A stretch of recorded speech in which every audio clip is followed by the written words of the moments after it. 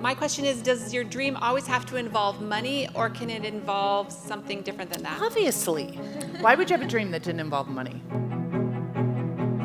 I want you to consider that your brain and your thoughts determine how much money you create, how much value you create in the world. I always recommend you put a dollar amount, because then it makes it real and it makes you freak out and it makes you think you can't do it. And that's always my goal, is to freak you out as much as possible, because everyone's like, I want to help the world. I can do that, right? I want to help the world and make $5 million. You're like under the covers.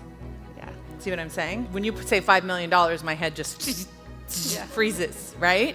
But if we can unfreeze it, and it can start getting used to that idea of $5 million not being that big of a deal, that's when you're going to be comfortable living into that. But as long as you're like, I just don't know what it's like to be me when I get there, you're never going to get there. So like people will say to me, well, I'm a nurse, so I can only make $50,000 a year. And I'll say, are there nurses that are making a lot more than that in the world? And if the answer is no, that may be true, then ask yourself, is it possible that you, with a nursing education, could make more than $50,000 a year? And that's when you can start questioning all the things that you believe that you've been taught, that your job determines how much money, your education determines what job you can have, and then your job determines how much money you can make. And not everyone should start their own business. It's very risky to start your own business. Now, I'm not saying that you shouldn't have your job, and I'm not saying that you should start a business or that you shouldn't. But what I'm saying is you have to separate out and know that the thought precedes the action, which determines the amount of money that you can make. I swear it's true. I watch so many of my colleagues do this. They like chase after their dreams and work themselves to death to get to the place where they're making $1 million or they're making $10 million or whatever. And then they get there and they're like, wait, where is the promised land? Where is the part where I feel good about myself and I have self-esteem and I finally feel like I've arrived? It just never, ever comes. You have to start in that place where you think you're going to end up. This is the whole message that I have for you. You cannot grow a business without growing the leader of the business first. You have to work on your mind.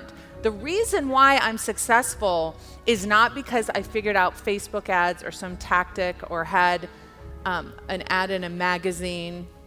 None of that is the reason. The reason is because I believed it was possible. The more you believe it's possible, the less the tactics matter. But you have to work on your mind. If your business isn't working, it is always 100% because of your mind. It's not because you're in the wrong class. It's not because you took the wrong training. It's not because you didn't study with Amy Porterfield. None of it. It's only because of what's going on in your mind. And here's the other trick. The reason they give for not being successful is the tell, right? When you ask someone, why aren't you making more money? Why are you only making $5,000? Why aren't you making $135K?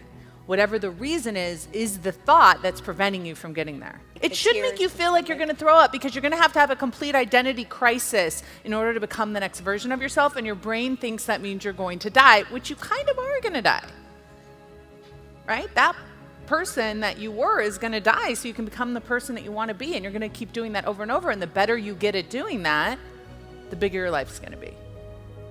Now, here's where it gets tricky. When you have a shitty life and you want a better life, it's a lot easier to let go of that identity, right? Because you're like, that life sucks, I want a great life. But then you have a great life and you want even a greater life. You got to destroy all of that to become the next version of yourself. And that feels terrible, right? But that's how we grow. You can't get attached to any of it, because as soon as you get attached, then you're comfortable, and then you think that's the reason. You think your success is the reason why you feel that way. As long as you're externalizing it, that's when you get in trouble. Like, if you say a goal that you genuinely know isn't possible, like, I'm going to play for the Chicago Bulls, like, you're not like, oh, it's so scary, it might happen. Like, you know, it's never going to happen. So you're like, and I can always tell people that have no energy behind their goals because they tell their goals very flatly. But when you have this seed inside of you that knows that that is possible, that resonates with being in this room, and that you could have a room like this, right, doing your thing in it, that's what's scary about it. Because then you've laid it out there and you know that, like, that river of misery between here and there is tough, but it's possible. Here's the thing, if when you say your goal outside, it catches, you haven't talked about it enough. You need to talk about it all the time. This is what I'm gonna do, this is what I'm gonna do. And people will be like, yeah, right, whatever. I love telling people my goals, especially those that doubt me. It's like we put on our shirts, underestimate me, that'll be fun. And then I tell them later, I'm like, hey, did you know what? I'm a life coach. Just keep owning that for you. Here's how I want you guys to do that. I want you to take a piece of paper, and on that piece of paper, I want you to write your earning history with like a line. So put the amounts on the bottom and then put the years on the side, and then kind of plot your money. Hopefully it doesn't go this way. Hopefully it goes this way. How much money have you earned? How much has that growth? And then ask yourself why. Why do I make this amount of money? And listen to your reason. Well, it's my education. Well, it's my job. Well, it's because of my husband. Well, it's because I had kids. Those are all the reasons, but they're just thoughts determining how much money you're creating. Okay, you need to question all of them. Ask yourself, could I be wrong about this history of thinking? What if I'm completely wrong about it? What has been your belief system about making money? Have you noticed that it's changed, and why? And what do you want it to be? Think about it. So you're wondering, should I join Scholars? Hi there, it's Brooke Castillo. We teach you about your mental health. We teach you about your thoughts and thinking and cognition. The truth is in our brain. We teach you about your emotions and how much they affect what you do in your life. If you feel like you're just riding the line of normalcy or mediocrity and you want more, Scholars is the solution for that. For those of you who want to join me, simply click on the button to enroll, fill out the form. I will give you full access to the website within minutes.